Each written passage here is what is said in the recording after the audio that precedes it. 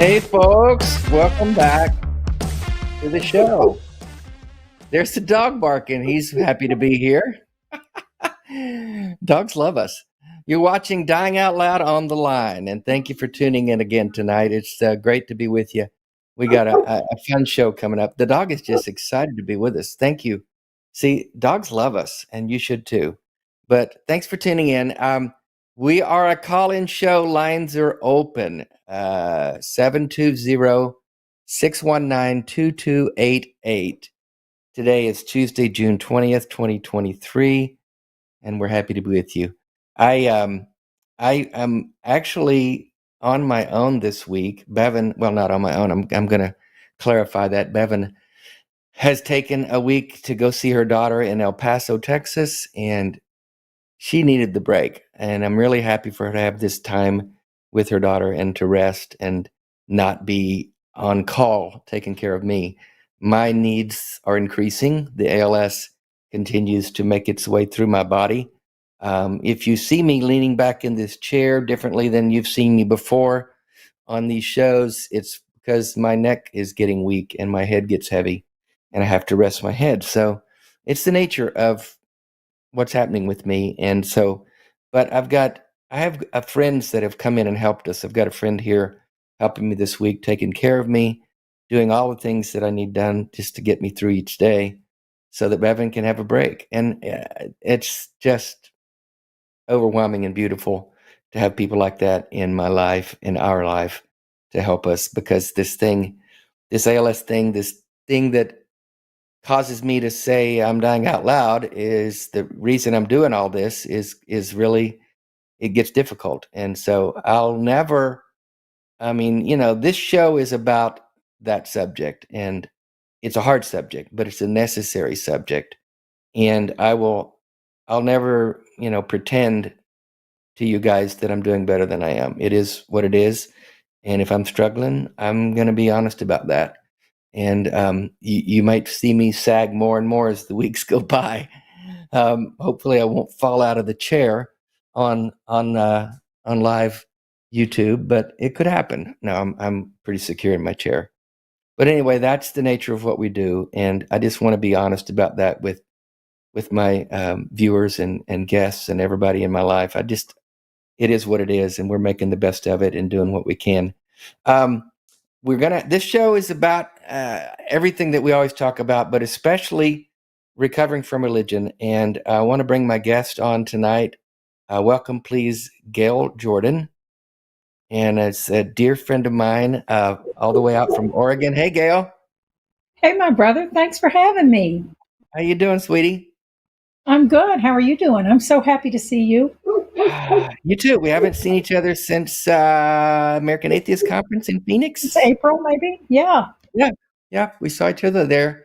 It's funny you get to run into your friends at these different conferences and catch up in person. That's the best part. Don't tell the conference organizers, but that's the best part. That's the only reason we go. We don't go to anything. We don't. See one another. Even if I'm speaking, I'm just, oh yeah, I got to go give my talk, but let me get back to my Oh, friends. that. But I'm hanging with my friends. That's right. We want to hear from you. If you're watching us right now and you have had an experience with recovering from religion, um, you've used their services, they've benefited you in some way, or you've struggled with religious trauma of some sort, if religion has done a number on you in any way, we'd love to hear from you tonight. Lines are open, and we want to talk to you about your experiences with that. This is kind of like RFR week. We're leading up to the big fundraiser on Saturday. It's kind of a mega host fundraiser. I think it's 5 hours long. Is that right, Gail?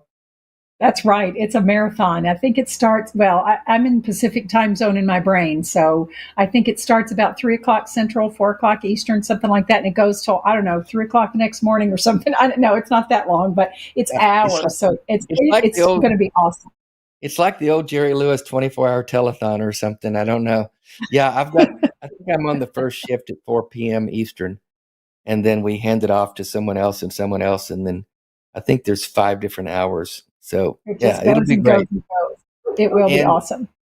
you know, tell us your role with RFR and what this fundraiser is all about and what you guys are doing. Sure. I'm the executive director of Recovering from Religion. This is I think if I've done my math correctly, this is my 8th year in that position. It's our mission statement is simple. We provide hope, healing, and support to folks who are struggling with issues of doubt and non-belief. And that's a simple statement, but it's a pretty broad undertaking, because it's not that we're trying to deconvert anybody or make other people not believe or believe the way we believe. We just know that there are times when religion is intrusive and it causes damage. There are times. We're here to provide help and hope and support for that, depending upon where you are in your journey. We have a 24-hour helpline chat, it's a telephone hotline and an internet chat. So you can reach out to a trained agent. They won't try to deconvert you. They won't try to get all up in your business and tell you what to do, or they'll just try to see where you think you are and what do you need help with. And it could be anything from, I've left religion and I have small children. How am I ever going to parent these children to be good, moral people? Or how will I ever tell my mom what my decision is? Or my entire community is going to freak out. That people come from everywhere in the spectrum. So we're here ready to provide hope, healing, and support. Yeah, it's an amazing organization. I've been familiar with it for years now. I've referred people to it countless times. I think there's hardly a show that I've done like this, Atheist Experience or my own GD show that I used to do, where I haven't run across someone that I felt like could benefit from RFR. And I've always, just said, you need to check this out. And so there's actually an example I wanted to share with you guys tonight. She couldn't call in the show because she's in the UK and the time difference is too dramatic. But she gave me permission to talk about her situation because she would have called in if she could have. But she said she'll listen back. But I actually heard from her via email last week. And I wanted to talk with her because the email, she was asking for my thoughts on her dilemma in the email, and I thought it was a little too nuanced and heavy, to be honest with you, just to send an email. And I actually called Daryl about it and got his input, because it was like, oh shit. And the long and the short of it is, she was raised and in school in a boarding school, a Catholic boarding school in I'm not sure where exactly. West Africa. And in that school, she had a child with one of the priests. One of the priests violated her, and she got pregnant and gave birth to this child, who they took away from her within 3 hours. and they took this child, and she never did know what happened to him. All she knew is she gave birth to a baby boy, to a priest, and lived with that her whole life. She said she managed to avoid going into a church of any kind her whole life. Weddings, funerals, every time she was confronted with that experience, she would manage to avoid having to go inside the church because of the trauma that it provoked. She said the smell of incense would make her physically ill. She lived with that her whole life. She became a therapist herself, and she had a family, 3 girls and 2 boys, and went on to live her life. But then recently, one of her daughters gave birth to a stillborn child, and she didn't raise. This woman is an atheist and didn't raise her kids in any kind of faith, but taught them to think for themselves and to decide what they wanted. She didn't try to indoctrinate them against faith any more than some parents indoctrinate them in faith. And so I applauded her for that. I think that's the right thing to do. But one of her couple of her kids kind of found their way into the Catholic Church for various reasons. And so this daughter, in fact, was one of them. And the stillborn child, they had to do an autopsy because they didn't know why the child died. And they're having a memorial service or a mass for this child this coming Friday.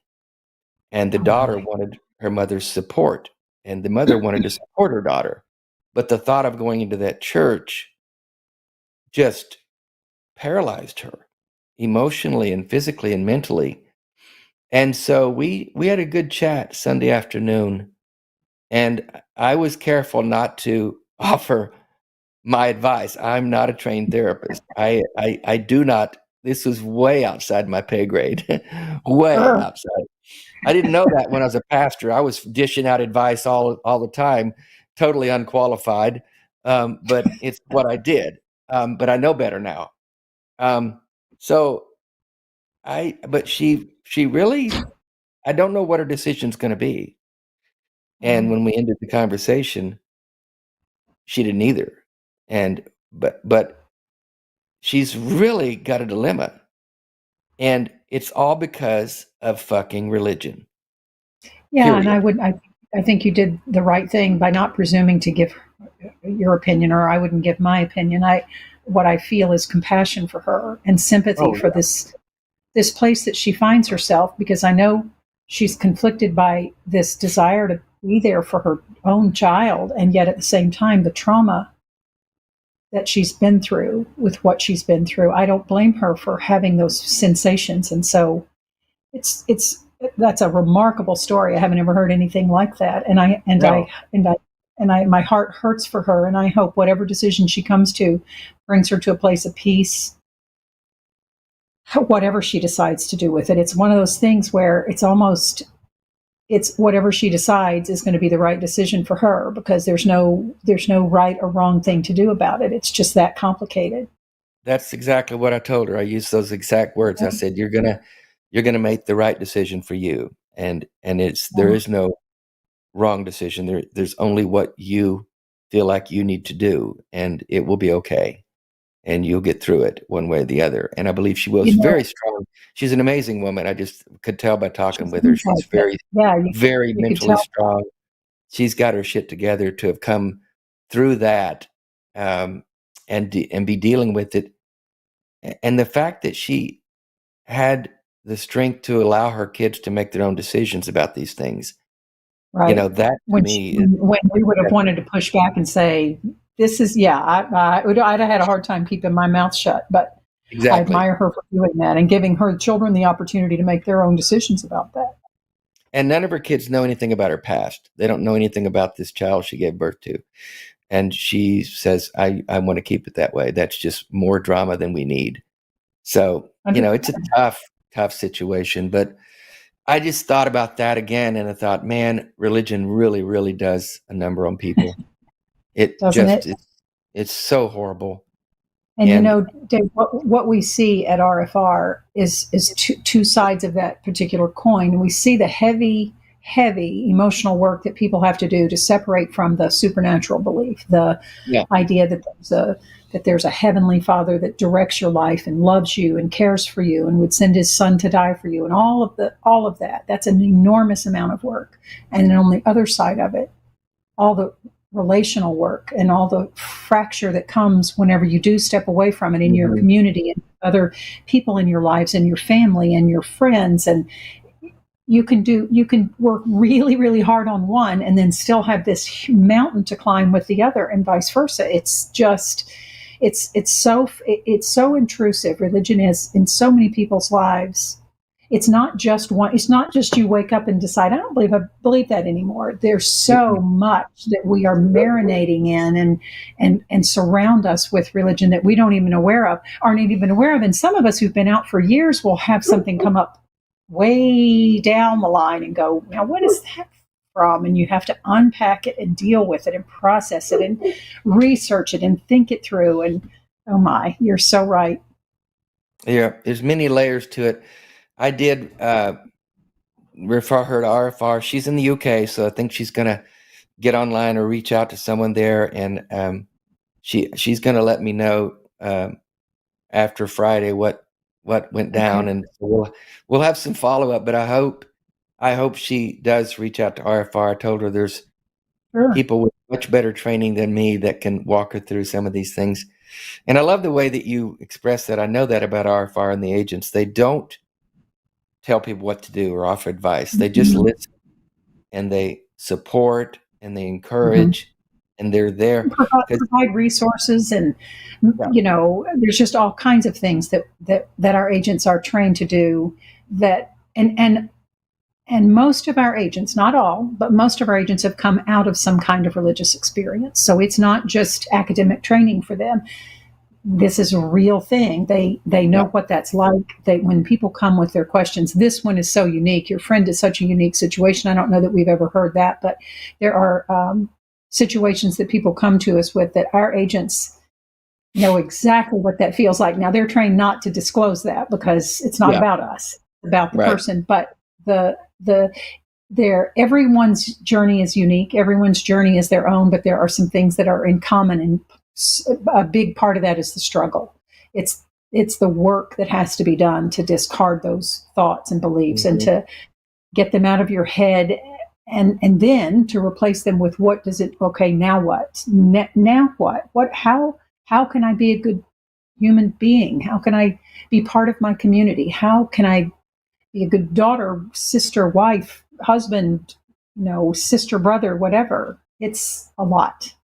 Yeah, it is. And the fact that this woman has gone on to live a full and complete life, raise a family, become a therapist herself. I mean, the inner strength it took to overcome that. As unique as her situation is, there's probably someone else that is I told her you're probably not the only girl that experienced that. And she said, "Oh yeah, we knew which priest to not be caught alone with." And she said, I made the mistake of being caught alone. And that's all it took. Because they will complete power. She said they're like God there. They view themselves that way. And so of course they do.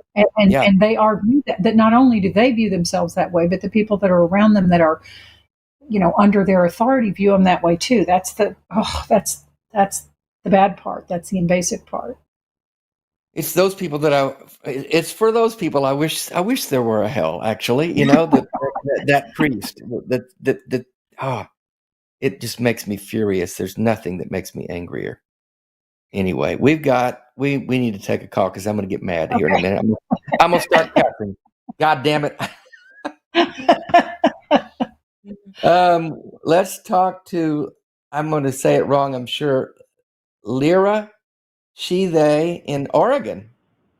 Hey, Lyra, you're on with Dave and Gail. You're on the line. Hello. Did I say, is it Lyra or Lyra? Lyra. I knew I'd get it wrong. I had a 50-50 chance. I'm sorry. Hi, Lyra. It's all good. Hello. How are you? What can we help you with tonight? What would you like to talk about? Well, I called in. This is the first time I've ever called into anything like this, so I'm very excited. Um, Well, thank you. yeah. Couple things. Say couple things that I've been struggling with personally. I've been an atheist for about 20 years now, since college, and I've Mm-hmm. worked through a lot since then. But the one thing I've noticed is just how uh, deep, deeply rooted a lot of the abuse my dad did, in the name of Christianity, in the name of religion, that still gets to me. Like I still struggle with. I still like just my whole sense of self-worth was completely destroyed when I was incredibly young. How do you get that this late in life? Like cuz now I'm 41. How do I start developing that sense of self-worth that I never got a chance to? Mm. And the other thing just related to the death and dying, is that he after about 10 years my dad sent me a message, and he said like, I have stage 4 prostate cancer, but don't worry, God has a plan. Mm. He didn't ask me how I was or what anything that was going on in my life. He just thought it was important that I know that he was suffering and that I should feel bad, or whatever. And That I yeah, turned to that's my husband. Oh, sorry, what? no, go ahead. I said I turned to my husband after I found that out, and I started to giggle, and I'm like, "My dad has butt cancer." I'm sorry. I'm sorry. That's so bad, but it's just like that was my immediate reaction. Just like the Schadenfreude of it all was just Mm-hmm. mwah. But I don't know what's happened since then, and that was probably about 5 years ago. So So you don't have regular contact with your dad? with none of my family, I do not talk to any of my family. Mm-hmm. And the only Was that a contact was when was he that a called result to tell you of he had cancer? Yeah, it was Sorry. about 10 years after I had cut off all ties with everyone but my sister at that point. Mm-hmm. And then, yeah, he just messaged me on Facebook out of the blue, Oh, just to tell me that he had cancer, and that was it. but but God has it under control. Okay. Yeah, don't worry, God has a plan. What was your question, Gail? I was just asking Lyra, did you fracture? Did you break off the contact with your family as a result of the abuse, religious Yeah, abuse? yeah. Okay. Hmm. Well, it sounds like that was a step for you. That sounds like something that you saw was in your best interest to limit that exposure to them. Has that been true for you? Has it helped you to have a little space with them? Oh, it's helped tremendously. Well, it helped. Yes, the cut off all contact, and then I moved all the way across the country to Oregon from them. So there's that separation too, which really helps because then I will never have to worry about like running into them at the grocery store or something like that. Wow. Um, Mm-hmm. So most of your yeah, family is religious like your dad, I guess you're saying? in some shape or another. Like my dad comes from a long line of pastors, Mm-hmm. specifically in the Salvation Army, Oh, okay. and yeah, so that's a lot of where my childhood was is just growing up in the Salvation Army in that environment. Um, That's a and very fundamentalist. Salvation Army is very fundamentalist, very rigid, judgmental. You can't do anything right. Is that kind of what your dad's that, abuse looked like? yeah, pretty much.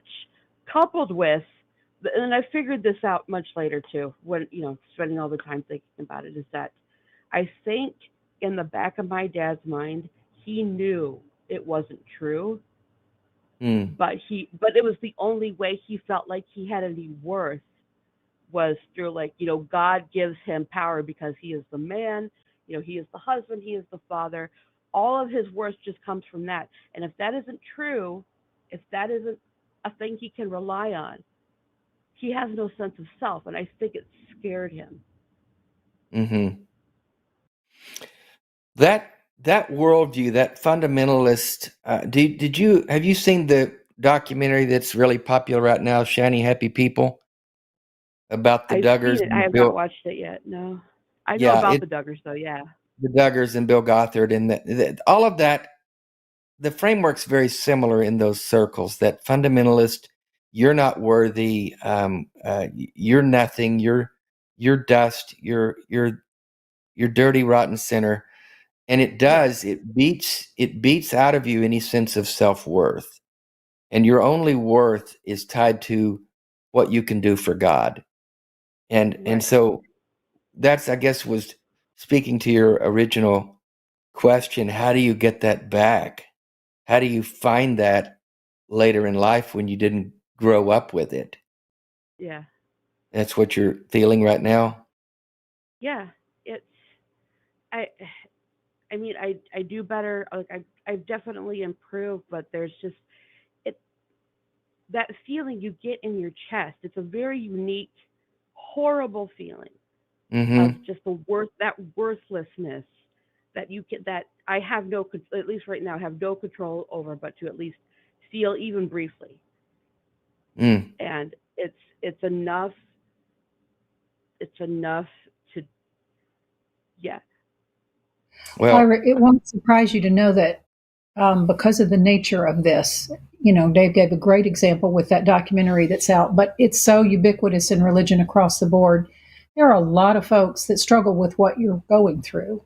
mm-hmm. Not that your situation isn't unique and, the dynamics of the personalities involved and all that, but there are Sure. a lot of folks who have to who are doing the same hard emotional labor that you're doing to try to get there. Yeah. Let me make two comments. One is how compassionate on your part that one of the first things that you said was that you understood why your dad behaved the way he did, that this was Yes. where he found validation. That was a huge step for you to even voice that, instead of just the anger, that you've been thoughtful enough to go, okay, it was awful and it was terrible. This is what was motivating him. That's the first thing I want to say. The second thing is, and I can't hardly be on here as the executive director of Recovering from Religion without telling you about our organization. Our telephone number is 84 I doubt it. And it's where you can call in and chat with an agent who's trained to help talk you through this, provide some resources, websites, books, podcasts, a lot of that kind of thing.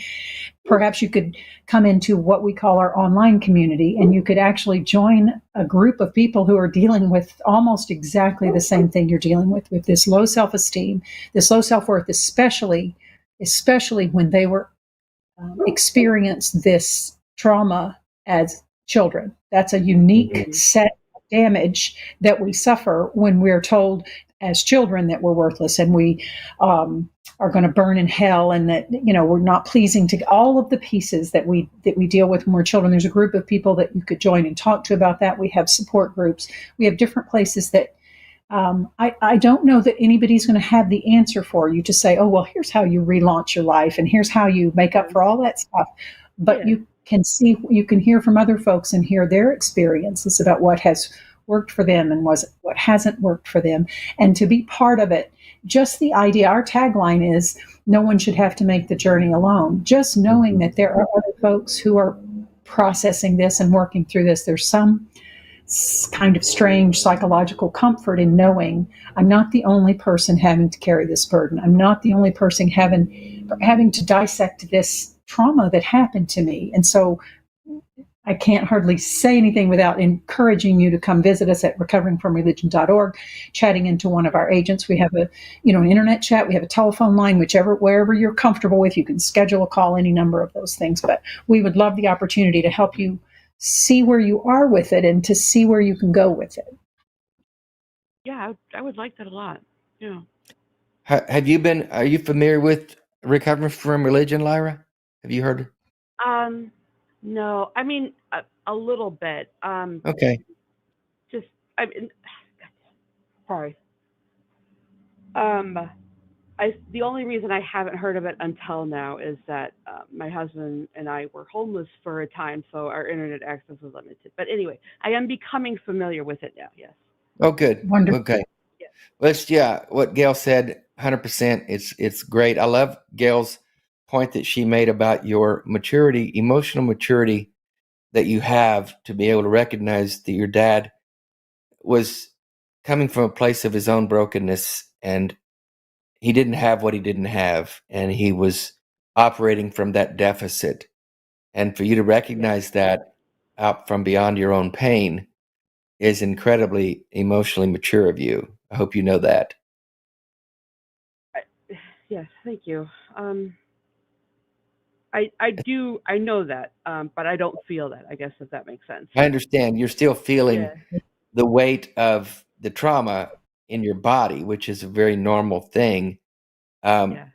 Have you been in therapy about this, or are you in therapy with the professional? Yes, I am currently in therapy. Yeah, and I'm on Awesome. medication as well. So yeah. Well, that's good. I think Yeah. that's important also, because they'll help you work through. Like Gail said, there's no easy answers for this stuff. It has identified a part of who you are. I do know that we can rebuild ourselves. We all have the Mhm. capability of doing that. I call it I call it rewriting our own story. I use that Mhm. language for myself because what I see that we do when, especially if we're brought up in toxic religious environments, is we are born into a situation where someone else is writing our story. God or Right. religious authorities or parental figures.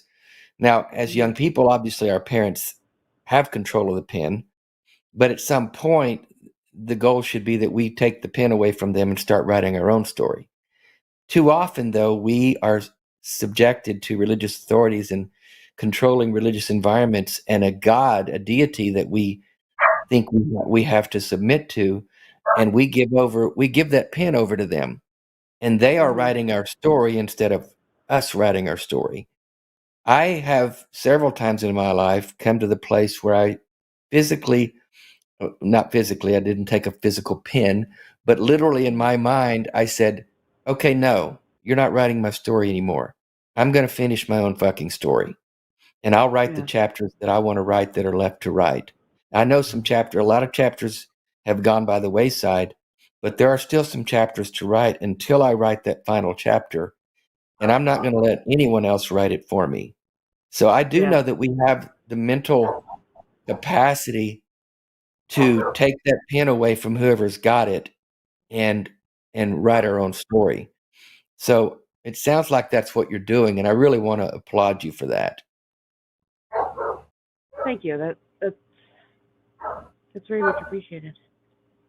Yeah.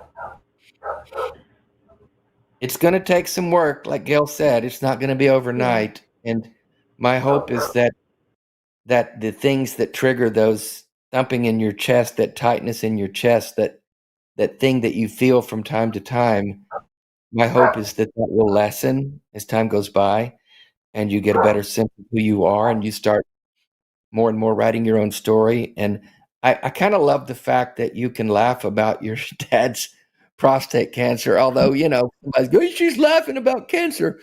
No, I think you needed Yeah. to. I think that was something that kind of gave you back some power that he took away from you. Not that you want that for him. Of course you don't. But my No. dad's got butt cancer. That's kind of funny, actually. I I couldn't help it. That was my first reaction to it. It's Well, keep in touch with us. Get in touch with RFR.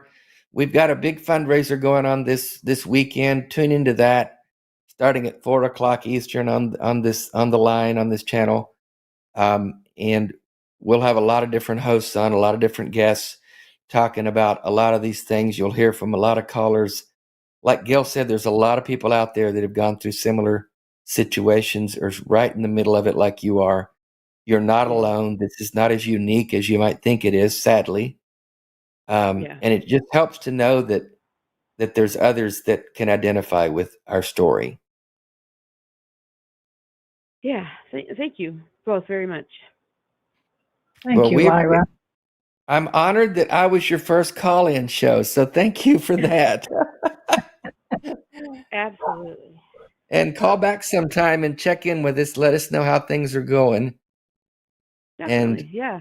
we wish the best for you, Lyra. Thank you. Thank you very much. You take care of yourself. Yeah, you too. All right. Bye-bye. Oh, I hope she'll call or chat in. Yeah, I bet she will. She's reaching Yeah. out, in the right places for the right things. I mean, Right. she's got a good perspective. You're And I think it's so important to her as she's made the right decision for her to go no, limited, minimal contact with her family, but we are social people and we need people in our lives to love and support us and be part of us. So I hope she can start, or I hope that she can call RFR. She might be able to be part of our online community if she chooses to do that. And then also, and I should have mentioned this when she was on the phone, if you're still listening, Lyra, to build a community, of your own support people, of your own, your chosen family, not Mhm. not the family that you were kind of forced to be part of when you were a young child, but to build up your own community of support and Absolutely. encouragement in your local area. I would encourage you to do that. Absolutely. I tell people all the time, we did not get to choose the family we were born into, but we can choose who we want to call family, who our tribe is, and it's important that we find them, and that's something we have control over. We want to encourage you to support the line and Dying Out Loud. You can support us several ways. Patreon.com/call the line. You can support with super chats. And as you know, if you watch this channel, any super chat, $5 or more is read on the air at the end of the show. So if you've got a question, a comment, you just want to tell Jimmy to go fuck himself, any of those things, $5 or more. And Gail, you may not know what that is, but that's I a do. term of, I know the inside story. it's a term of endearment. We're happy to read those at the end of the show. It's always a good time. And we've got stuff coming up. As you know, the line is busy all the time.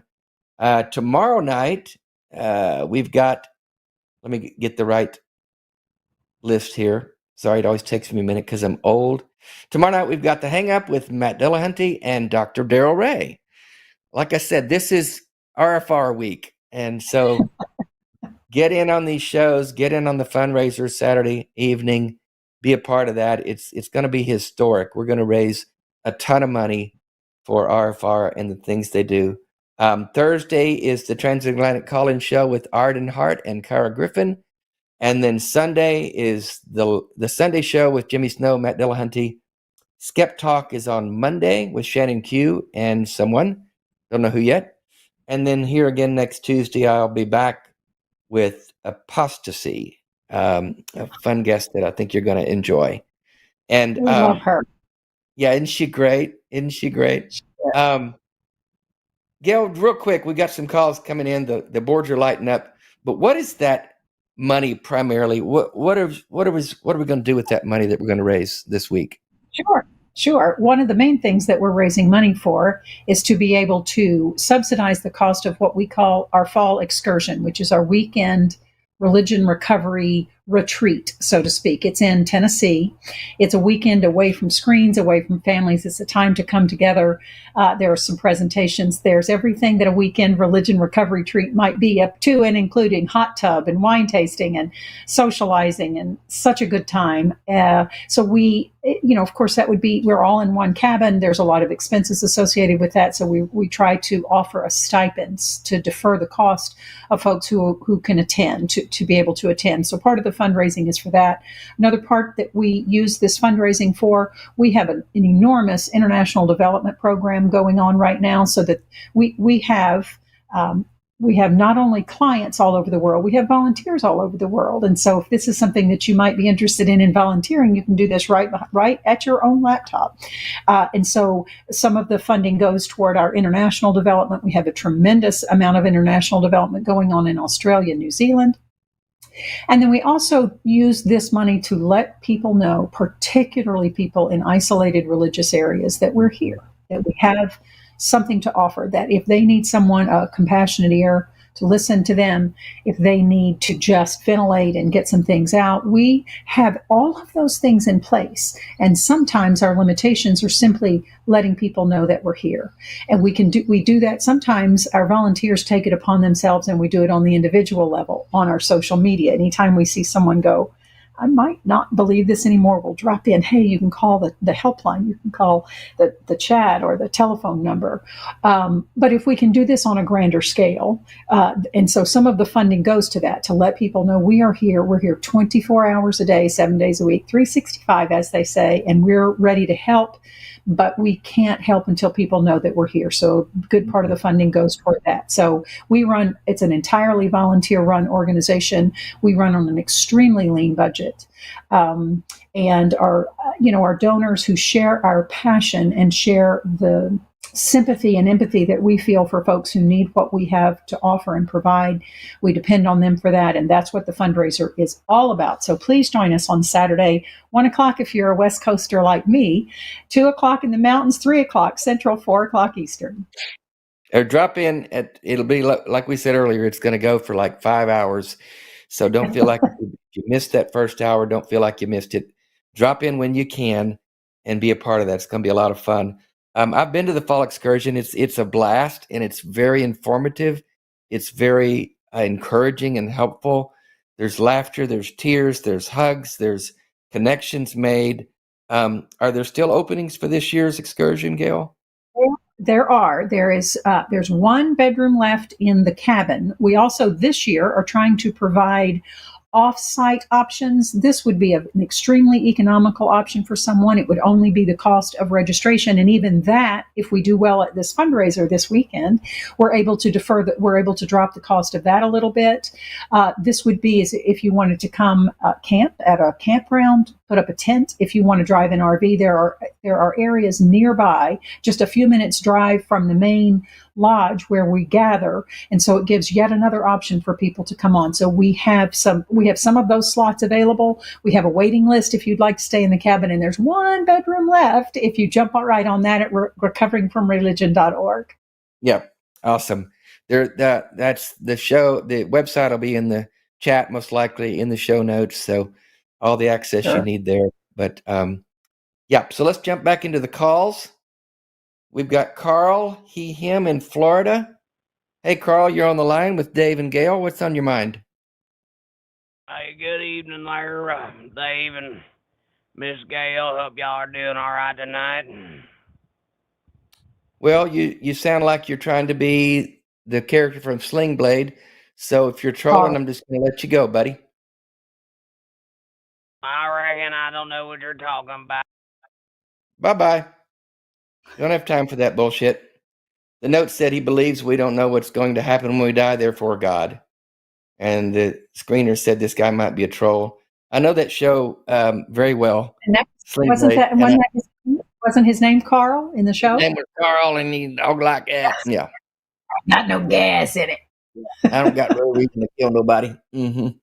So we're not going to play your game, Carl. We got other things to talk about with people that really need to talk to us. So we're going to talk to Jimmy. She, her in Canada. Yeah. Jimmy, hey, you're on with Gail and Dave on the line. Hi. Hey there. What can we do? Oh, okay, perfect. I'm from Canada, and I was born to African parents, so my situation's very similar. But the religion part is I'm the only person that I know that's an atheist in my family. I'm not sure my mother knows. I don't really talk to her because she's kind of has planted herself in the church, and she's become somebody who's a head church person. I don't know. But I don't know if she knows. But recently, my family's been pressuring me to go to like a religious wedding. And I really don't. I already told them I'm not going, but they've sent my aunts after to try to convince me, using the religious pressure. I'm going to meet with them because I love them, and I haven't seen them in years because of the whole religious drama, because they're still very religious. I can't even talk to them before Jesus is the reason I can get through this is because of Jesus, and it's so frustrating, but I don't say anything. I just am quiet because I just don't want to be very I don't want to be combative because I want them to just be happy or at least keep the peace, you know. Sure. But this wedding situation, and I don't really talk to most of my family, so I'm kind of calling because I am in Canada and I'm trying to find some sort of support, and I'm very interested in volunteering for your organization, and I will donate and participate in the Awesome. fundraiser. I've been watching this Awesome. show for almost maybe a year and a half now, so I'm very, very dedicated and interested. So I just want to, see, like, find out how I can get resources. I definitely want to volunteer. Actually, before I saw this, I saw the training manual online for the recovering from religion. So I'm very curious. So I'm just calling to see, like, how can I get some resources. The social death is definitely real, and the childhood Hmm. trauma that they were talking about is. I mean, I'm 30. I'm going to be 36, so I don't know anybody who is an atheist like myself. And coming from an immigrant family, Hmm. that's been social death. So I'm just trying to find out, if you could give some advice or not. Obviously, you're not qualified, but I know what you mean. But kind of direct me in that location. How, and it's Cami, not Jemmy, but it's good enough. Oh, I'm Kemi? so sorry. Kimmy? Yeah, no, it's okay. Okay. I should have spelled it. I'm getting all the names wrong tonight, but it's okay. Okay. It's Well, all Gail, good. how would you advise Kimmy about the situation with her family and the wedding and how to navigate Sure. those issues? Sure. But Kimmy, let me start with saying we would love for you to volunteer for us. So I'm just going to put the commercial at the beginning. If you want to go to recoveringfromreligion.org, you can click on the volunteer tab. Now that's out of the way. Let's get to the other thing. I hear what you're saying, Kimmy. I understand your feeling. I understand how overwhelming those events are Hmm. when you are not a religious person. My family, one of the things that we have learned to do is there's strength in numbers. If one of us has to go to the wedding, that's different than if two of us get to go. Because even if you just have one person with you that you can sit with, that you can roll your eyes with, that you can squeeze their hand when the preacher goes off on whatever that is. So if you had anybody to go with you, and I don't usually give advice, but I would say that. But let me tell you that. We're laughing about it, and I know it's just a wedding, it's just one event, but I can hear the meaning that it has for Hmm. you. Do you? Right. And this, I'm assuming, this is a close enough family member that, all things being equal, you would like to attend their wedding. Yes. I would like to. I can't tolerate the religion. It's gonna drive me nuts. So I haven't seen. I don't have the best relationship with them, but the religious aspect is what's pretty much destroyed the entire family. So Mm. that starts off from the religious. My mother being, kind of close to the pastor and joining a kind of cult, pretty much, and then my siblings are, they're just, I don't know, they're following along, and then I have my aunts who are religious, but they don't understand the situation. Like, I don't know how to explain. How do you just tell them, I'm an atheist, I'm not interested. It's okay if you believe in your delusions, but I've come to the You logical conclusion this makes no sense and is dumb. Wait, you did a beautiful job of explaining it just then, but I will tell you, you don't owe your family your attendance at that wedding. You have, you are a grown person. You're almost 36 years old. You said you don't owe attendance at that wedding. Your mental health, your emotional health is your priority. And if it's something that will, it sounds like it's going to eat you up while you're there. It sounds like you're already dreading it. It's already uncovering these feelings that you've had. You don't have to go. You do not have to go to that wedding. You're grown Yeah, up and you don't owe I it. can't go. I'm just trying to convince. I think the best way I could say this is, how do you I know I don't have to tell them, but I'm trying to gently tell them that I don't believe. I've been giving hints, but it's so hard because I don't know anybody who even comes close. I think they probably think I sacrifice chickens or worship the Hmm. devil. Just the the typical weird stuff. They think I drink blood in my free time. So I'm trying to say, hey, I don't believe, but I want to say something without just yelling at them, because I feel like eventually it's just going to happen. Like, stop. Have you thought about writing them a letter and just letting them know what you feel and don't feel, and so it doesn't get emotional? I know sometimes that's a good idea. I will do that. Takes the emotion out of it. And even the practice of just writing the letter, you may not even ever really send it, Cami, but just getting your thoughts down on paper, so that this is an emotional issue. When we tell our family, when we break it to them that we don't share the beliefs that they have, sometimes most of the time they take that extremely personally. So even writing out, Dave referenced writing your own narrative, taking control of the pen. Well, this is almost a literal application of that. If you write out your story, and maybe even if you want to say, this is why I've come to this conclusion. I did this and I did this and I did this and I've read this and I worked hard, whatever your story is.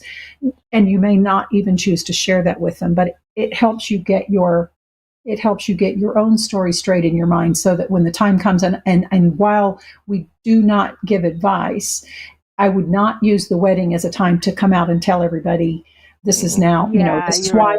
You're right.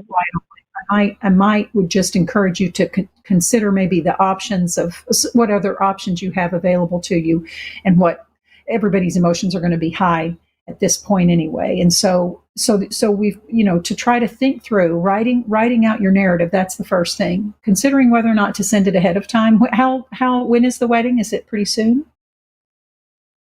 Yeah, it's like, I think it's next week. I mean, the person who even is having the wedding,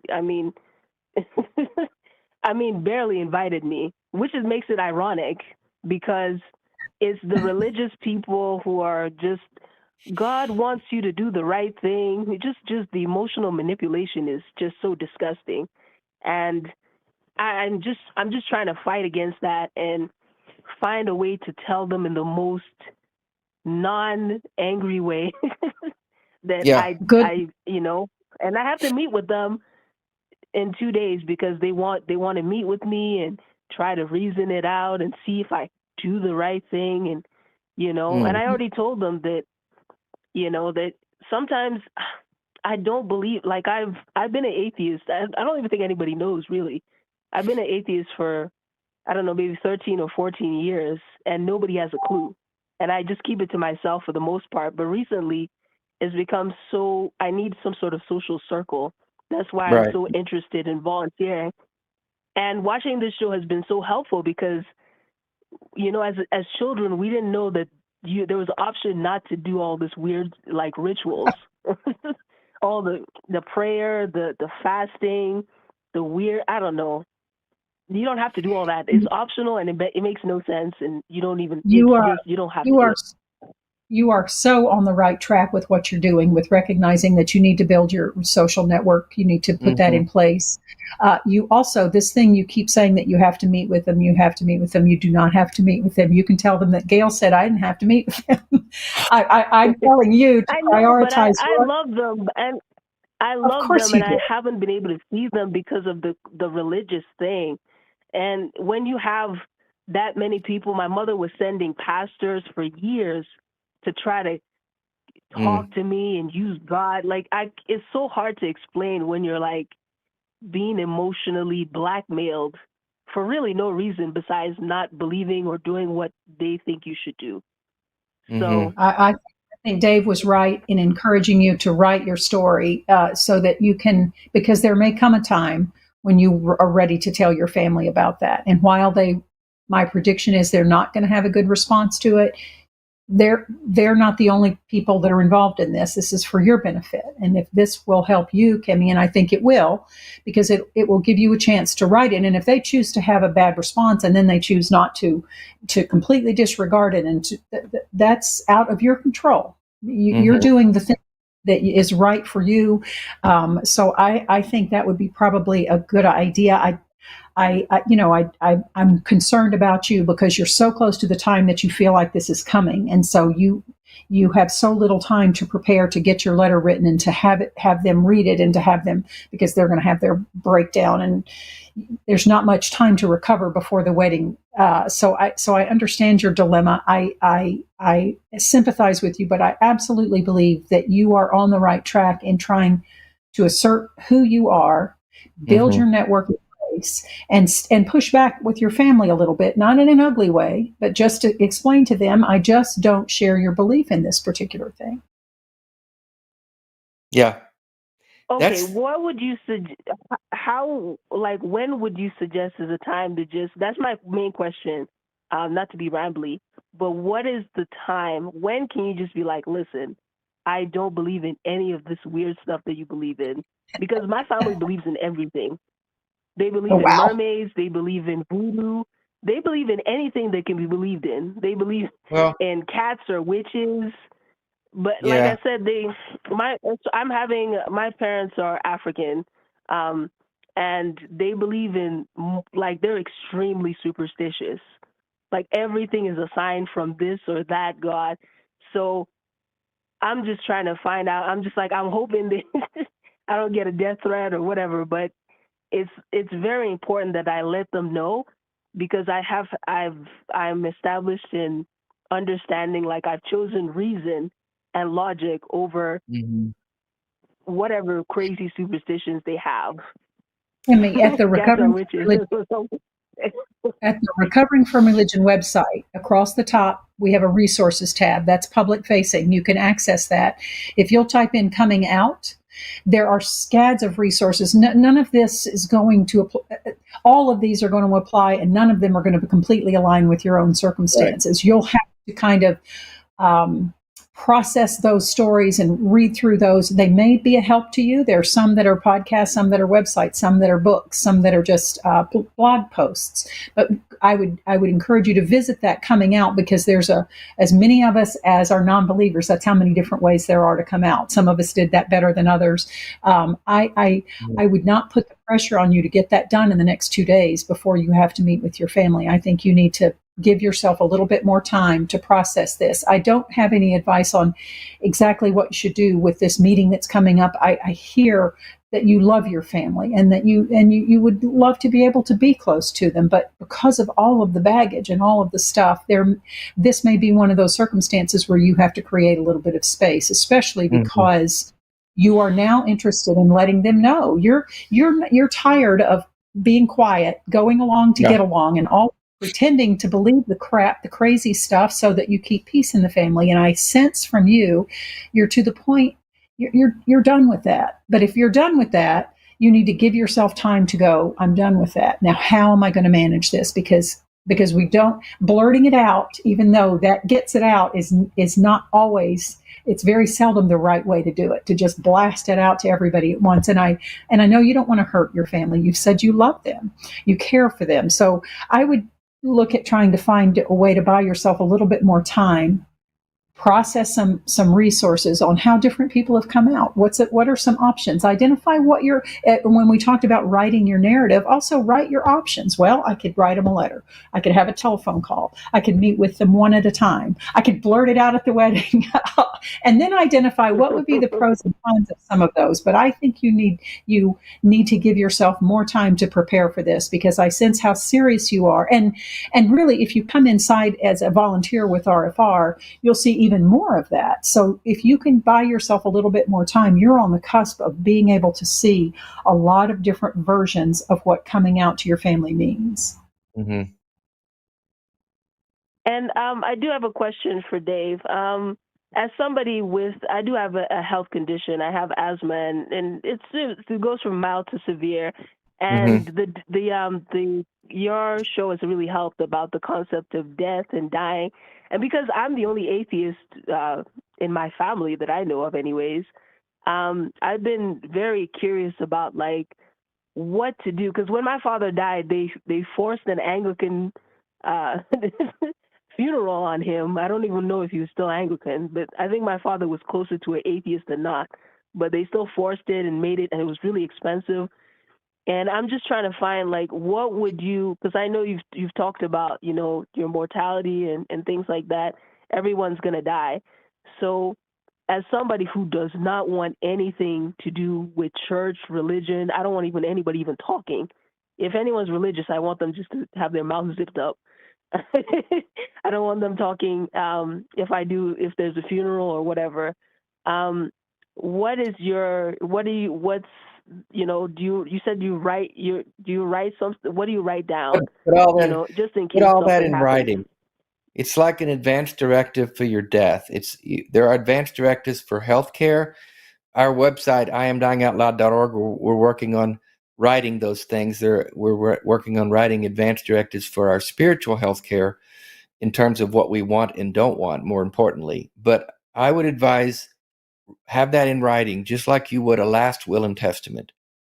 Just that official, and make it clear that upon your death, these are the things you don't want, and these are the things you do want, and ask people to please respect your wishes. Now, the problem with being dead is that you don't have the ability to control that. So you're going to have to rely upon the goodwill of your family members. It does sound like in your case that they don't really respect boundaries at this point. Not even And close. yeah, I would appeal to that though. In fact, I was going to say when you do talk to your mom and other family members, and to Gail's point, you do not owe them this meeting on 2 days from now or whenever it is. If they wanted that, that's on them. You do not owe them that. You're a grown-ass woman. You do not owe them attendance at this wedding. You do not owe anyone anything. You are in charge of your own life. And I gently tell people, this is my life. This is what I believe and don't believe. If you don't like that, that's your problem, not mine. And I'm not going to let you make it my problem.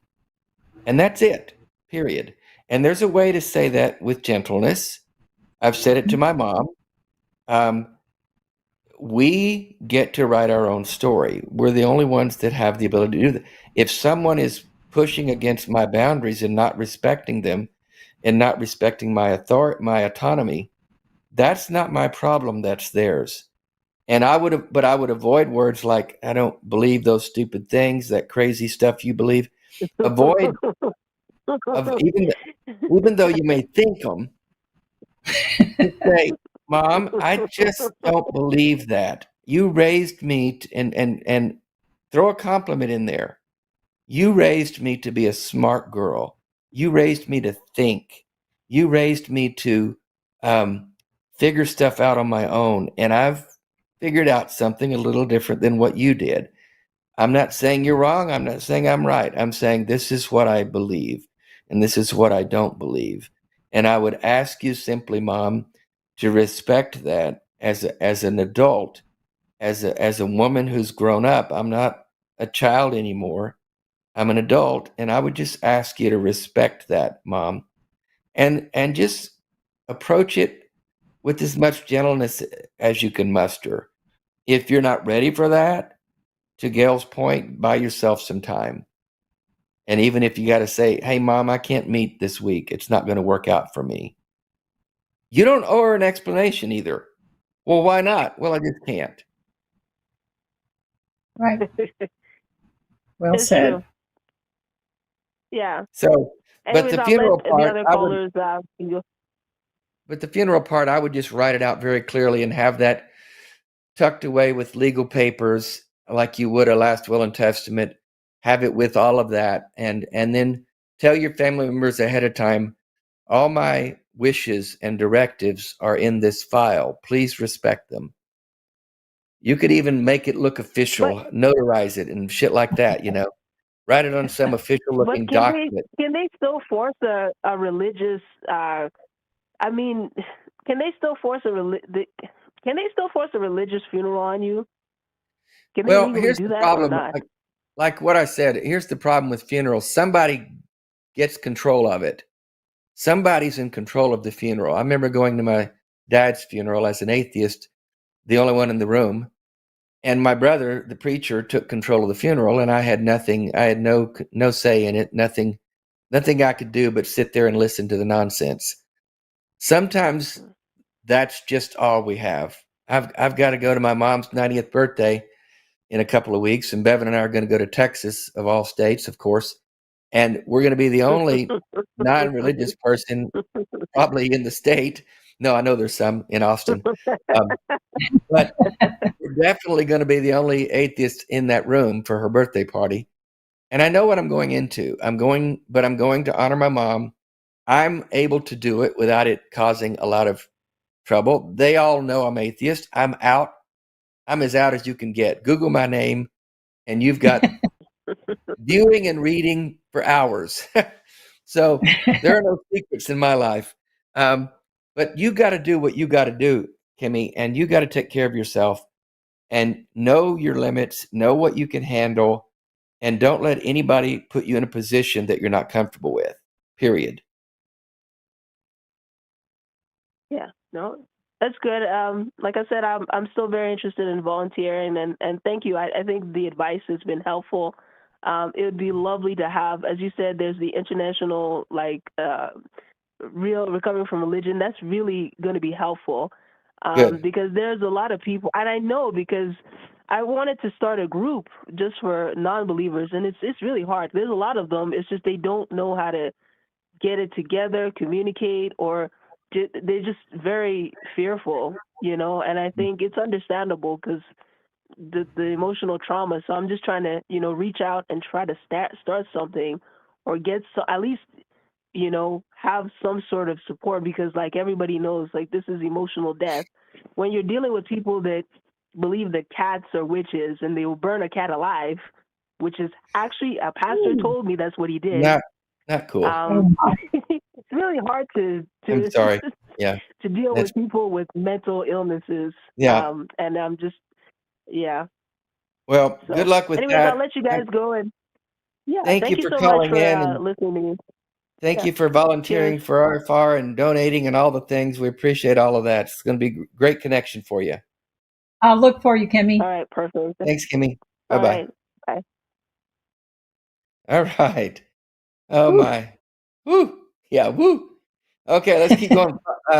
Callers, I see you there. I know we've got a lot of callers in the queue. Hang in there. We'll get to you as soon as we can. Be patient. We're going to go to Andrew, him in Florida. Andrew, hey, you're on the line with Gail and Dave. Hello. Hello. I admit that religion can cause a lot of damage, but that's humanity at work. People cause damage, not really religion. I just want to show how religion, a lot of times, also is very therapeutic and helps people with terror management. Even if it is not literally true, religion offers emotional therapy. It reduces anxiety, stress, and depression. It gives existential meaning and hope. And through story, religion trains feelings of empathy and compassion for others. So it's harmful for many people, but for many, many other people, I think it does a lot of good. So I think we should just reform religion and make it a little more progressive than just throwing everything out, the baby with the bathwater. Andrew, is there any time when religion is damaging and harmful? Absolutely. Yeah. Especially with the extremist elements. Sure. And so you don't have any objection to us offering our services to the folks who do need those kinds of things, right? Oh, no, absolutely not. I called the hotline myself, recovering from religion. I'm still religious, but I called the hotline to deal with like the fear of hell. But I still have religion in my life because it's still helpful, very helpful. Okay, and what causes that fear of hell? Is that human nature too? Yeah, the threat of punishment is a human concept. It's not a right, but that's where does that concept come from? From people through religion. Exactly. But it's the teaching of religion that there is a hell. Yes. Through religion, right? Right. but it originates from people's minds, people's ideas. So it's not really religion's fault, it's people's fault. The teaching of hell is directly from religion. People may teach it because religion teaches them to teach it, but that's not a human characteristic. That's a teaching directly from the religion. Is that correct? Yes. Okay. Well, Okay, and it can do damage to people. Yeah, of course. The threat of torture will cause damage to anybody. But North Korea does that. China does that. I'm just saying that's a human problem. Discarding religion doesn't take away nasty things like that. I think it'll just express itself in other forms. Um, define religion for me, Andrew, as you see it. Oh, wow. That's a tough one. Well, no, it shouldn't be, because Basically, your statement on to the caller summary, your statement says true religion helps more than humanism. So if you're saying that religion helps people psychologically and true religion helps people more than, you should have a pretty clear definition of religion if you're claiming that it helps people. So I would think that would be an easy thing sure, for you to answer. sure. Certain beliefs or practices that people create, certain beliefs or practices that people have in order to enable them to live better. Or to control other people. Yeah. It could be used for Okay. good, it could be used for bad. Okay. Would you say that by and large, I believe this, and I want to know if you agree with this statement, that religion's primary motivation, organized religion, is to control people and to control how they think and what they do or don't do, more importantly? I would not the word primarily. I would say religion is used that way a lot, especially throughout human history. But I don't think that's how religion started. The Native American religion isn't like that.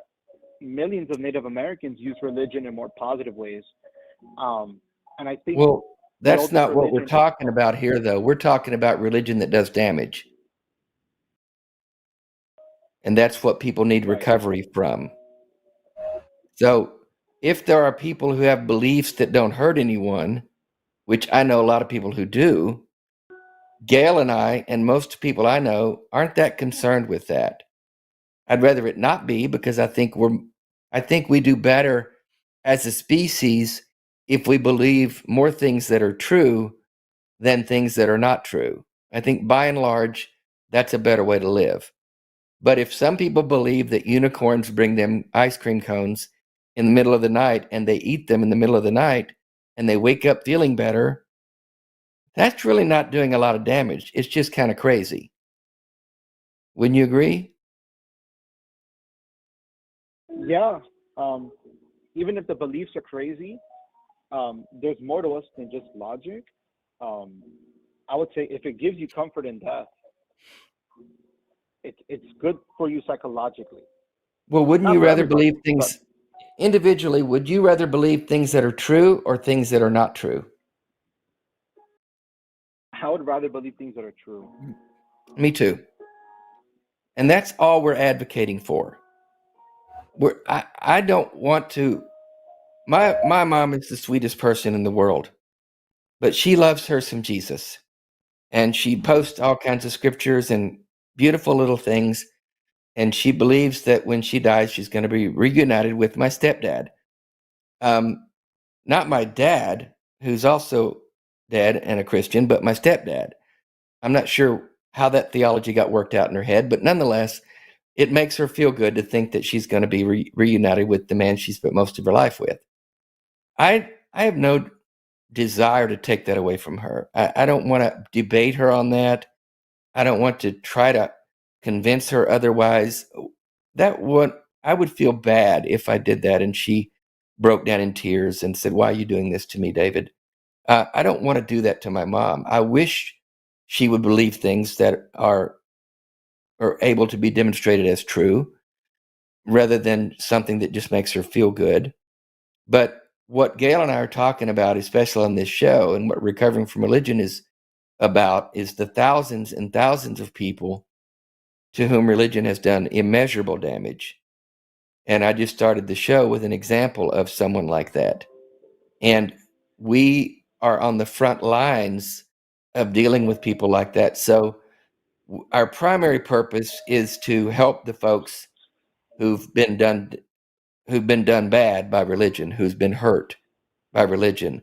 Secondarily, I want to promote the idea that we should all be trying to believe as many things that are true as we can.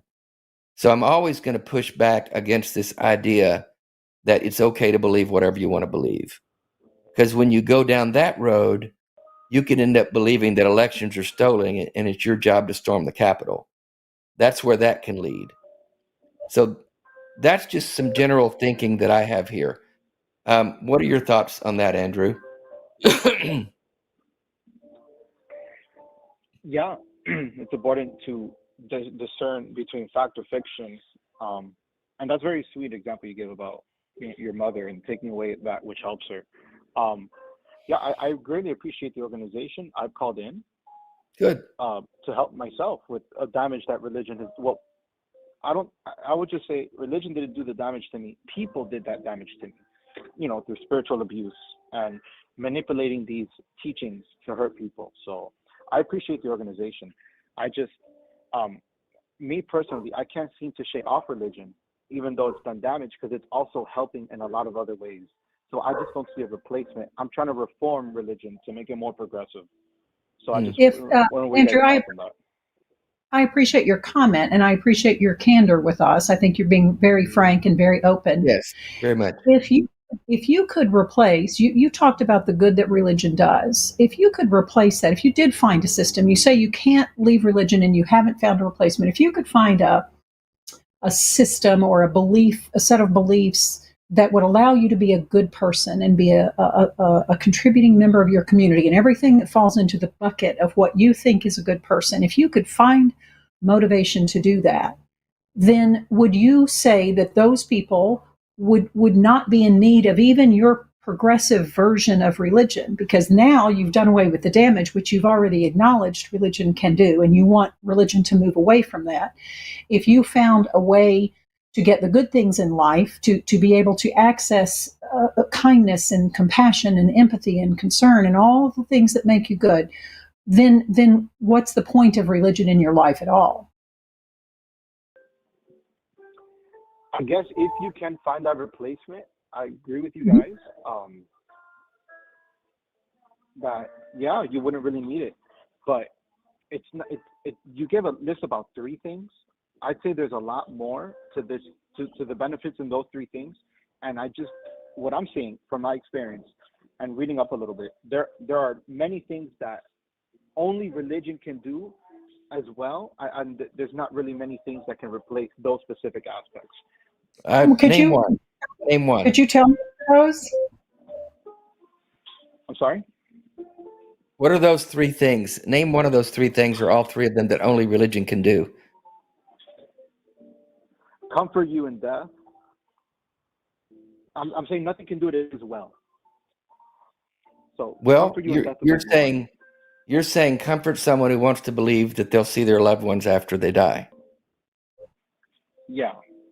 Because that's the only thing that religion can offer that a human next to someone else who is grieving can offer. So you're saying that religion is able to tell stories that most likely aren't true because it makes the grieving person feel better, and you think that's okay? I don't love it, but unfortunately, that's just, I don't see a better way. Well, I don't see. I think there is a better way, and I think it's being honest with the person. And here's the problem I have with that. And I talk a lot about death because I have a terminal illness. I don't know if you know that, but I'm facing my own death fairly soon. And I believe when we paint a false narrative or tell someone something that's probably not true, and I'm saying probably because none of us really know, but most likely there's nothing after the grave. And I think most rational people know that. And I think you even kind of know that. You just want to make people feel better. And I respect that. I think you're a kind, empathetic person. But when we shift the focus to what's after the grave, it by definition diminishes what's on this side of the grave. And it lessens the impact of this one life we do know we have. And so I think if we're honest with people and say, you know what, you're probably not going to see Uncle Harry in heaven after you both die. So make the most of your time with Uncle Harry here and now and live the best life you can and encourage Uncle Harry to live the best life you can, because this is probably all we get.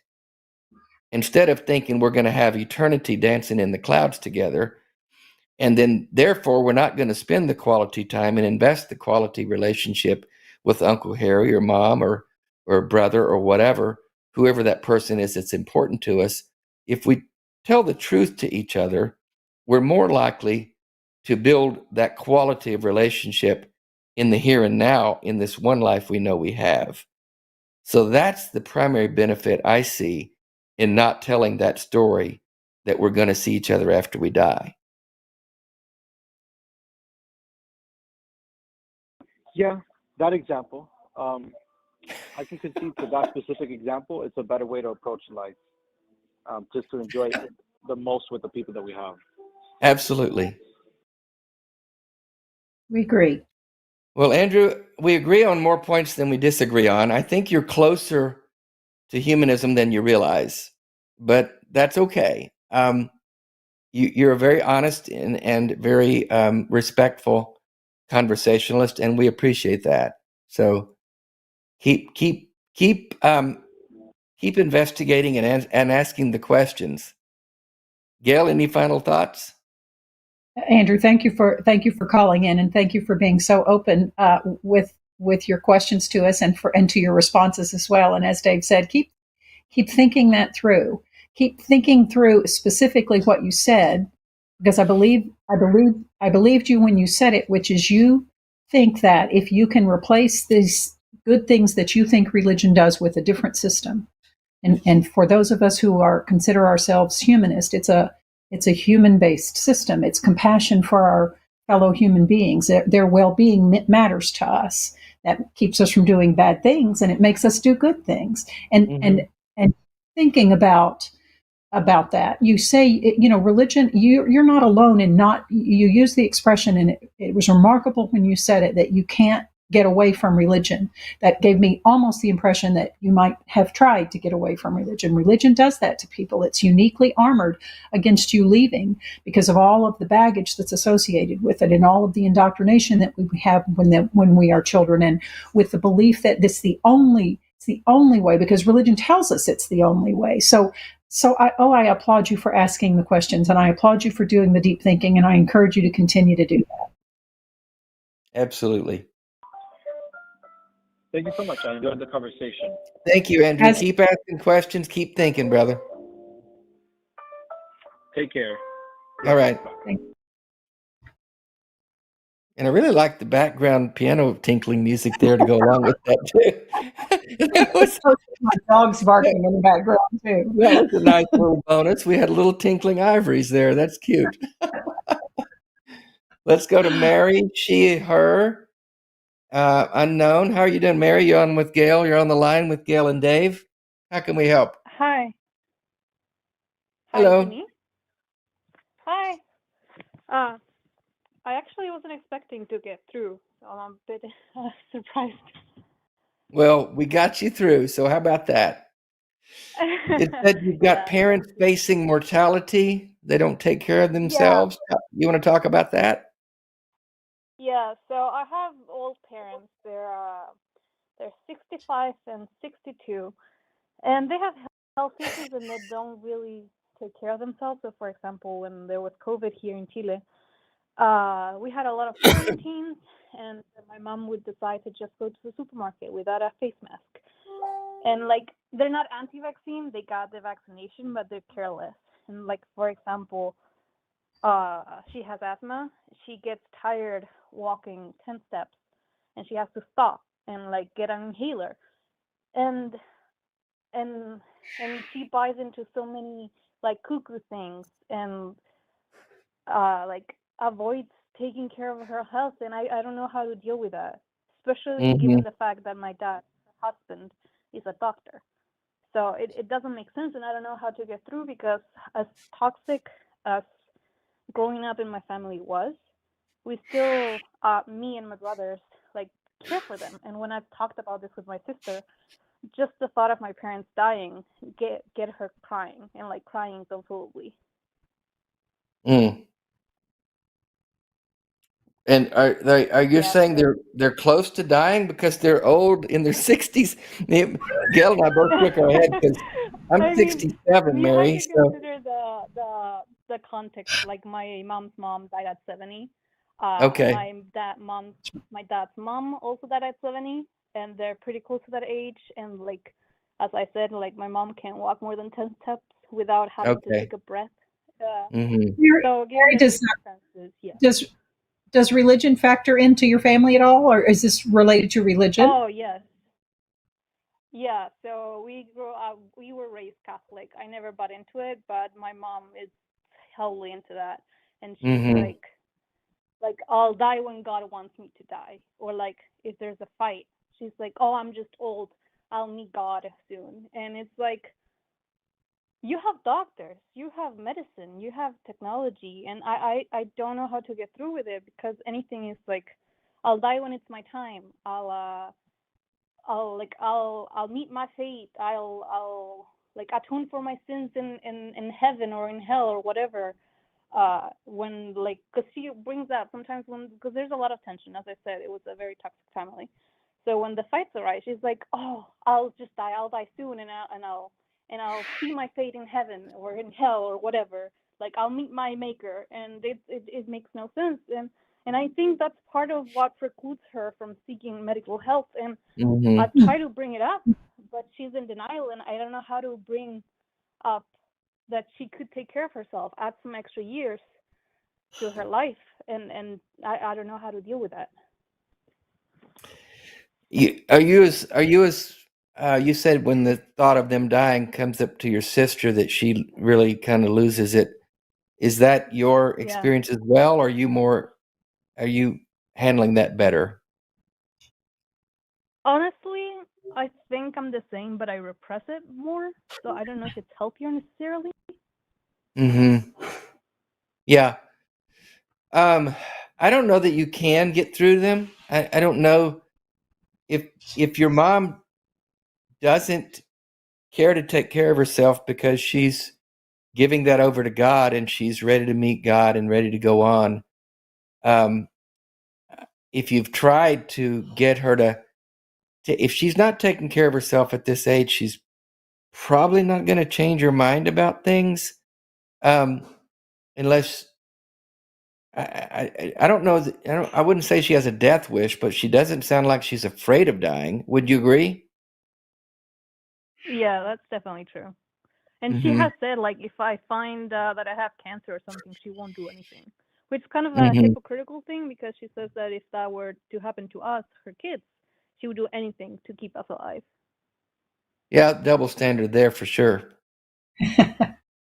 Yeah. And Mary, you are so expressive. Have you had a moment, not in the middle of a conflict, not one of those times where she's not wearing her seatbelt or she's not taking care of herself, but when you're having coffee and it's pleasant and it's calm, and you can say, Mom, when you think about one of us getting hurt, how much that hurts your heart.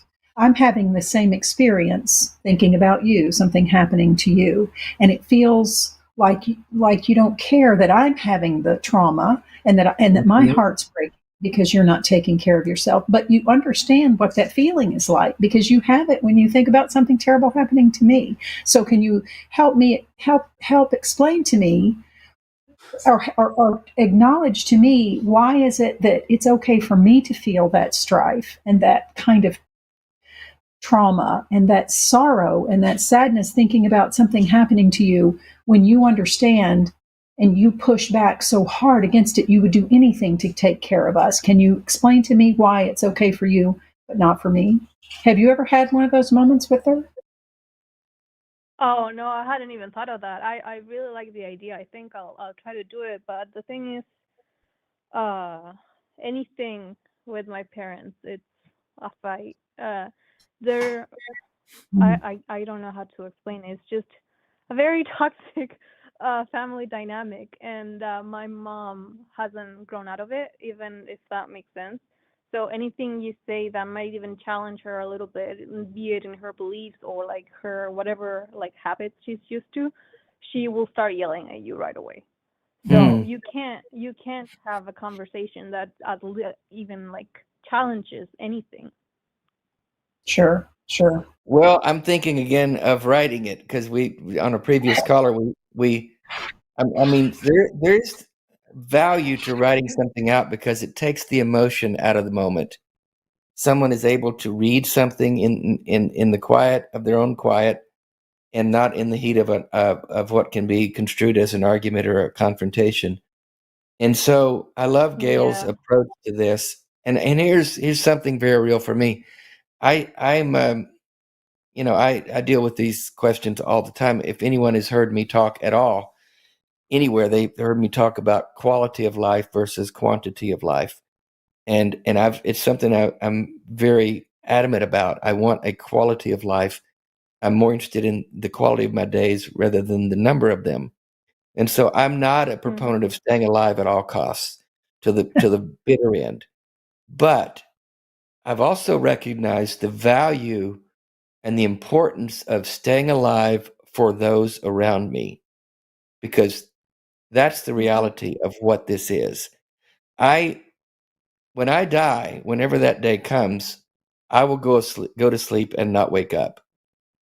I get the easy way out. The people who love me are going to wake up. Yeah.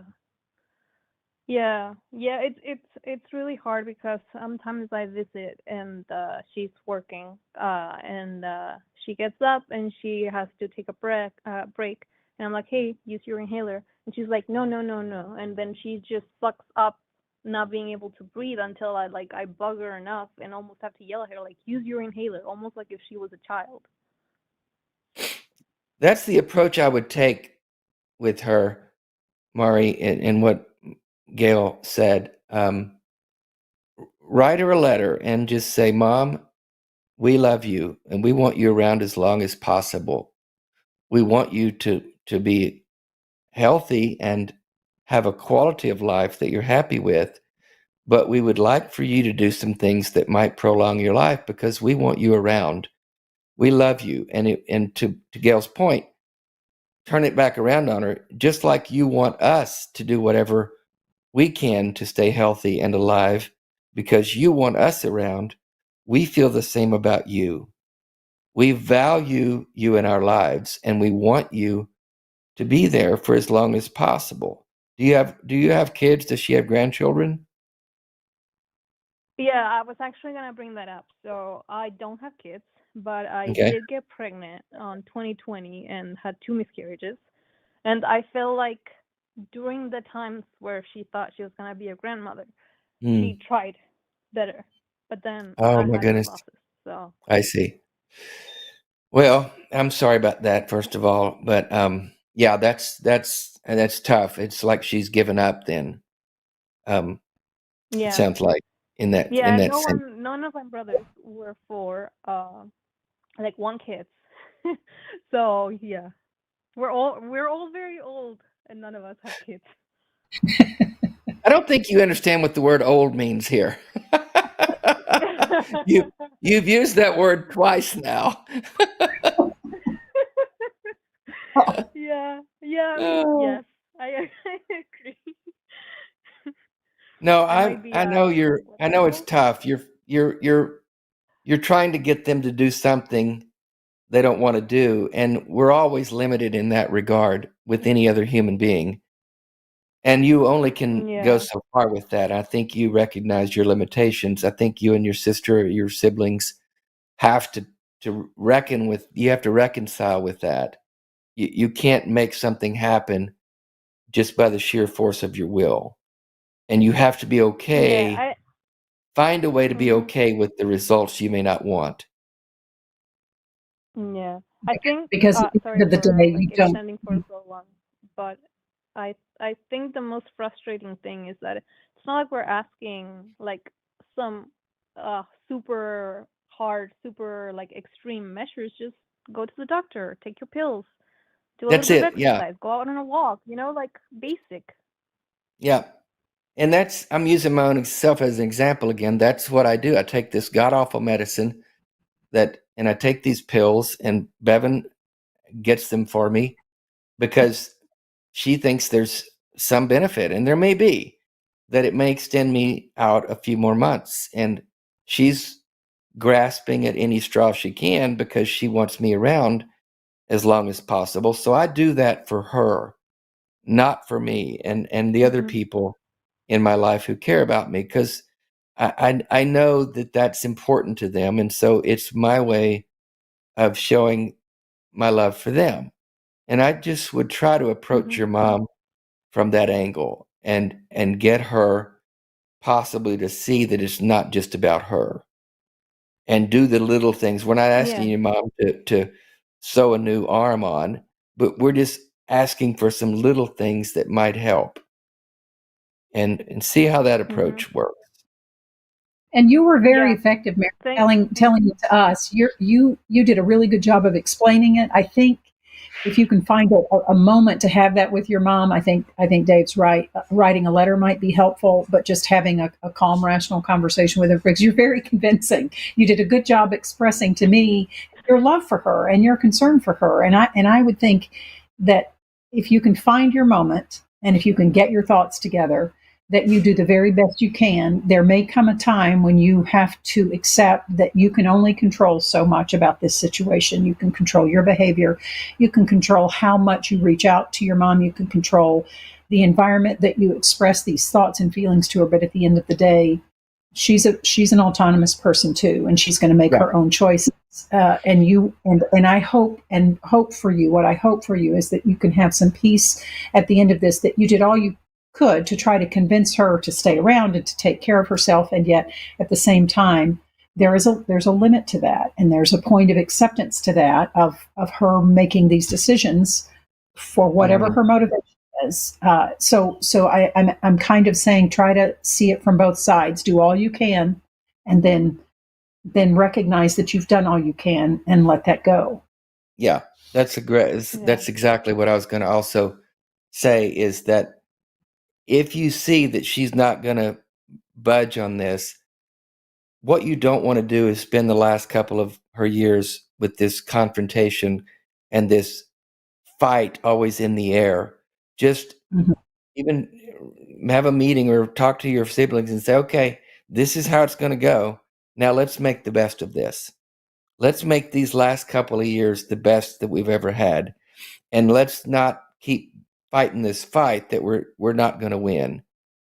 And, make the peace, and then go for the best quality of life that everyone can enjoy with whatever time she has left. Yeah. Yeah. Thank you both. You've actually helped me a lot. I think I know like what else Thank I you, need. Mary. Thank you for calling. Thank you for Absolutely. answering. Have a good night, and I love you, Thank all you. of you. Thank you, Murray. Yeah. Bye-bye. Bye. Oh, and I had to put one call off till next week. I hope he understands. I want to respect your time and my time, because we're old, as we found out just now. She said, my Really? parents are old. They're 65, and I'm sitting there going, I'm almost 68 now. Jesus Christ. Ouch. Ouch. Oh, she was sweet. She was sweet. Bless her heart. That was sweet. I hope that goes well. I do too. I do too. Can you stick around for the super chats, Gail? I can stick around, sure. Okay, let's see what we got here. You take the first one. You know how we do it. We alternate. Okay, and I'm saying 1999 from Greg Markowski. Yay, RFR. Greg, yay, you. That's awesome. That will go a long way toward deferring the cost for somebody to attend the fall excursion. Thank you so much. Thank you, Greg. $5 from Red Fox. Appreciate the work you do. Unfortunately, I won't be able to finish watching this live. So he's not here, so we can say whatever we want about him. Stay strong, and thank you for all you both do. Thank you, Red. You'll read it. You'll watch it back, I'm sure. Thanks, Red. Okay, $5 from Jeff G. Looking for any advice y'all have for how to find your tribe, especially locally. Thanks. Great question, Jeff. And by the way, thank you so much for the contribution. It won't surprise you to know that Recovering from Religion has local support groups. So the first thing you can do is go to recoveringfromreligion.org. Look and see if we have a support group in your area. The next thing you could consider is starting a support group in your area. But it's only fair for me to say other groups Recovering from Religion, other secular groups meet. Sometimes they're just pub groups. It's a social thing. Sometimes it's a sports club or something. I would find every avenue possible to try to put that tribe, as you say, in place. If you have some local conventions in your area, kind of keep an eye out for that. You will be surprised, even in isolated religious communities. We're here. The subversives are here. And so I encourage you to try to find one another. And that would be my advice to help you start, is to start at RFR and then Google as much as you can. You'll find your group. Good job. There are people out there. And Jeff, I've found this out over and over again. I call it the atheist next door. There are so many small communities, small towns where there are atheists there. You just don't know each other are there. You don't That's know. right. You don't know who's there because you don't know. And I've actually put people together in different locations because I knew of one person who lived in that town. I put them together with someone else. So I don't know where you are. Send me an email, and I will, look in my inventory of people and see if there's anyone I know of in that same area, because they're everywhere. We're everywhere. Your tribe is there. You just may not know it. That's right. Okay. $10 from I Got Cookies. Hey, Cookies. Gail, how did the RFR billboard turn out? Big influx of calls or any controversy? This is Jennifer, the volunteer who did the initial research on it.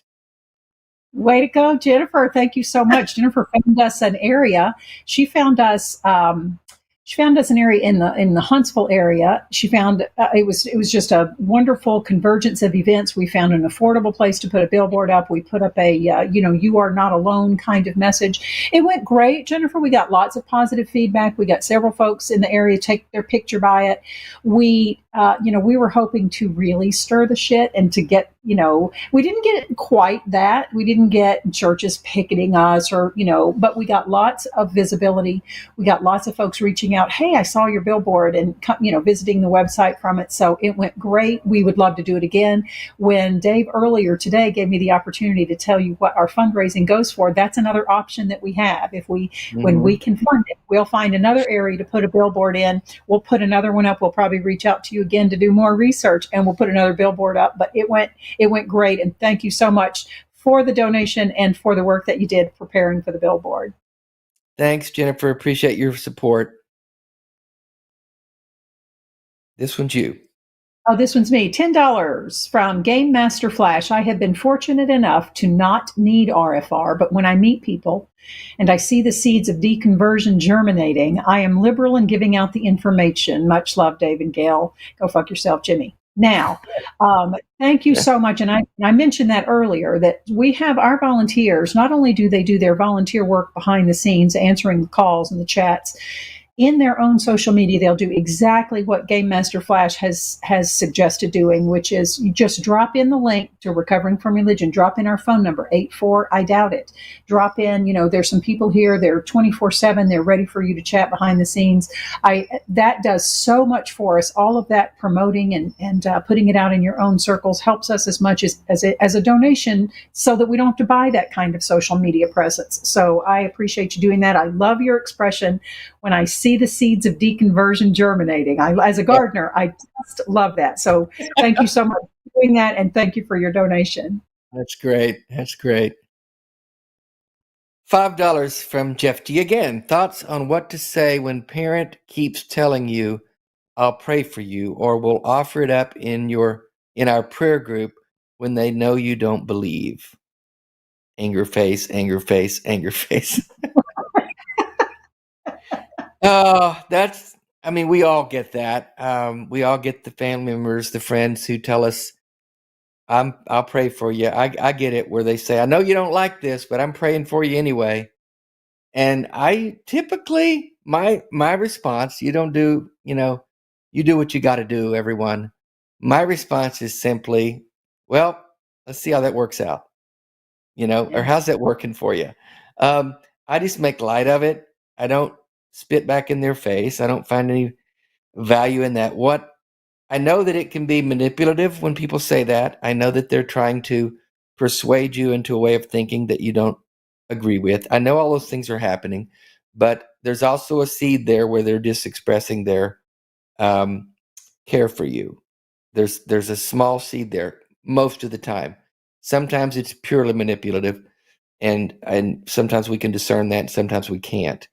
I just have found, for me, what works best, make light of it and move on down the road. It's just not worth the fight. Mm-hmm.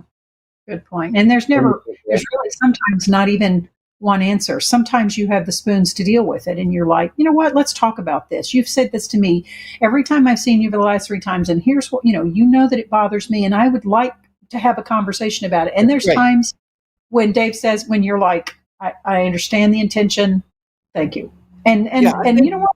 You're in charge of that. You're in charge of whether or not you feel like taking it on at that moment, or you don't. If you've had a tragedy or a trauma, and someone comes at you with the "we'll be praying for you," you just may not have it in you. Don't go there. Don't try to. It's not your responsibility to change the world and to get everybody to understand how you don't believe this. That's not on you. Mm-hmm. You take it, and if there's times when you want to do it, and if there's times when you don't. That's great. Yeah, it's not either or, it's both and. So yeah, sometimes you blow it off. Sometimes you say, let's sit down and talk about that and see where that's coming from, if you've got the bandwidth for it. But you got to judge if your own mental health can stomach that. So everyone, has to do it their own way, and different at different times. That's right. Oh, is that one me?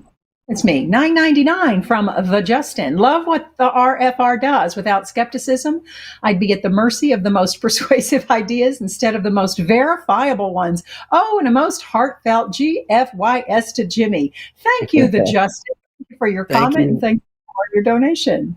Yeah, that's a great point. It's lovely. $9.99 from Wanda Larson. In memory of my son, David, whose death prompted my journey of deconstruction, thank you both for everything you do to help people like myself through the grief and anger of death and deconstruction. Wanda, I'm so sorry for your loss, and thank you for your words, and we're honored to do what we can to help folks through these tough times. Thank you, Wanda.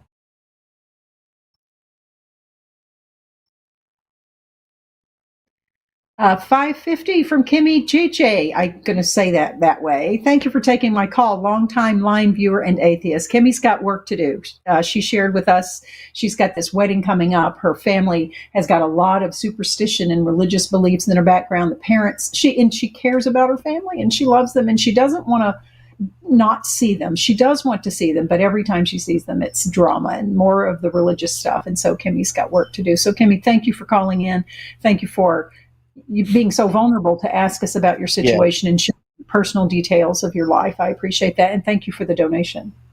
Yep. Thank you for your support, Kimmy.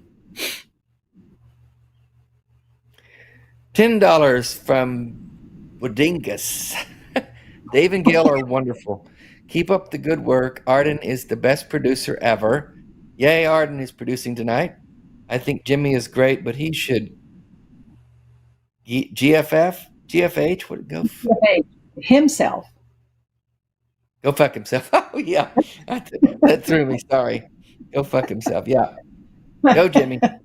Thank you, Bedwingus. Canada, $27.99 from Kathleen Moncrief. Loving the love in here tonight. Thank you, Kathleen. I felt Kathleen. lovely and warm and cozy. It's always like that when I'm around Dave. So I think I'm going to give him the credit. Gail, you're the same. Kathleen's a regular viewer, regular supporter. Thank you, Kathleen. $20 from, why do I get these weird ones? Weird names, and not people, but names. $20 from Fruno Bulax. I did that one. About writing a letter. I used to vent via email. Be as harsh as you wish. Swear, curse, say whatever you want, then rewrite the version you want to send. Just don't address it so you don't send by mistake. Good tip. How many of us have accidentally hit send? Oh, fuck. Oh, my goodness. I have to do voice to text now, even with emails and texts and everything. And there are so many times that I accidentally hit send when I go to try to correct a few things, and I hit send, and I think, oh, Jesus. So that's good advice. Thank you for that. Thank you out until it's ready. That's right. Yeah. Thank you for everyone's support. Remember, you can support also by patreon.com/calltheline. And we want to encourage, again, everyone, please join us Saturday. The fundraiser, RFR, starts 4:00 Eastern time, goes way into the night. Get yourself a drink, get yourself some popcorn, get yourself another drink, and strap yourself in and call in if you want to share your experience or if you want to ask the host questions. I'll be on the first hour, 4 to 5 Eastern time. And I'm not sure the rotation. I did know that at one point, but you can find it, I think, on the website. I mean, on the line, the promo, I think, has the schedule. But you're going to be on at some point, right, Gail? I'll be on at some point. I don't know the schedule either, but it's a win-win. Anytime after 4:00 Eastern, tune in, and it's going to be awesome, no matter what. And continue to do your great work, Gail. I know you work hard, and I love seeing you whenever we get to see each other. It's never often enough. And tune in tomorrow night with Matt and Daryl Ray on The Hang Up, and they'll be talking more about the fundraiser, more about recovering from religion, how Daryl got the vision to start that.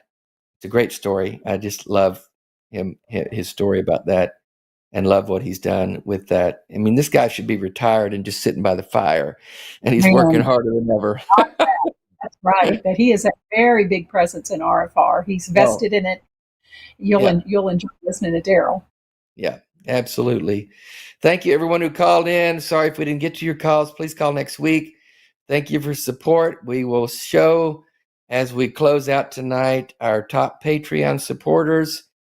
And we want to say goodbye until next week. Thanks, everyone. Thanks, Gail. Thank you.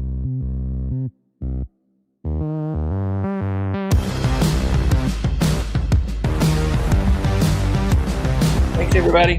Good night.